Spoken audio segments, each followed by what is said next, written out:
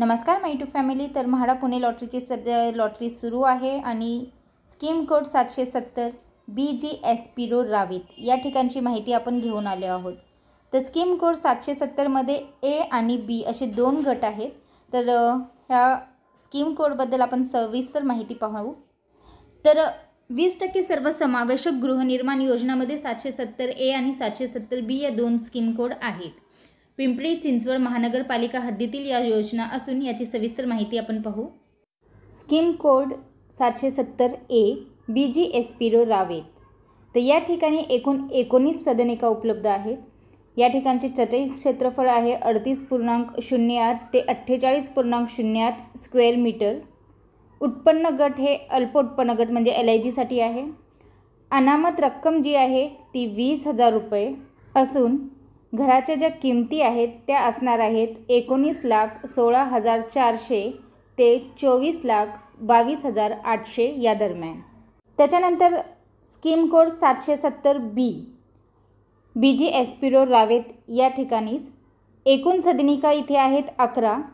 चटई क्षेत्रफळ आहे 72.86 ते 92.38 स्क्वेअर मीटर इतका। उत्पन्न गट तोच आहे LIG अल्प उत्पन्न गट।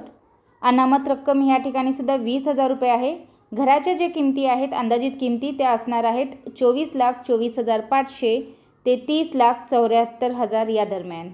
तर 16 मजल्याचा हा टॉवर असणार आहे आणि 16 मजल्याच्या या टॉवरमध्ये ABCD या विंग आहेत। तर त्याच्यामध्ये बी विंगमध्ये म्हाडाचे जे फ्लॅट्स आहेत ते अवेलेबल करून दिलेले आहेत। तर प्रकल्पाची थोडक्यात माहिती पाहूया। तर BG एस्पिरो हा प्रकल्प असून हा नवीनच प्रकल्प आहे, नवीनच प्रोजेक्ट आहे। याची जी पूर्ण होण्याची प्रस्तावित तारीख आहे ती आहे 31 मार्च 2025। पूर्ण होण्याची विस्तारित तारीख जी आहे ती आहे 30 जून 2029। या प्रकल्पाशी संबंधित कोणतेही खटले नाहीत। प्रकल्पाचा जो प्रकार आहे तो निवासी प्रकार आहे। तर हा जो प्रकल्प आहे तर आकुर्डी रेल्वे स्टेशन ह्या प्रकल्पापासून 2 किलोमीटर अंतरावर आहे। तर मुंबई पुणे द्रुतगती महामार्ग जो आहे तो 2.5 किलोमीटर आहे। SB पाटील शाळा 1.5 किलोमीटर आहे। सिटी प्राइड स्कूल 2 किलोमीटर अंतरावर आहे। तर पुणे रेल्वे स्टेशन हे 26 किलोमीटर अंतरावर आहे। DMart जे आहे रावेतचं ते 1.5 किलोमीटर आहे। तसेच MIDC चिंचवड हे 5 किलोमीटर अंतरावर असून हिंजवडी हे 9 किलोमीटर अंतरावर आहे या प्रकल्पापासून। ओव्हरऑल इन शॉर्ट हा जो प्रकल्प आहे तो खूप चांगला आहे। परंतु तुम्ही एक गोष्ट लक्षात घ्या की याच्यामध्ये जे विकासकाचे घरं आहेत ते सगळे फ्लॅट 2 BHKचे फ्लॅट आहेत आणि फक्त म्हाडाला जे आहेत त्यांनी 1 BHKचे आणि 2 BHKचे अवेलेबल करून दिलेले आहेत।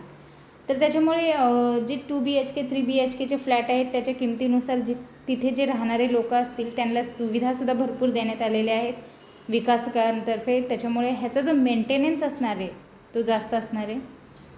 तर मेंटेनन्सचा एक बोजा येईल।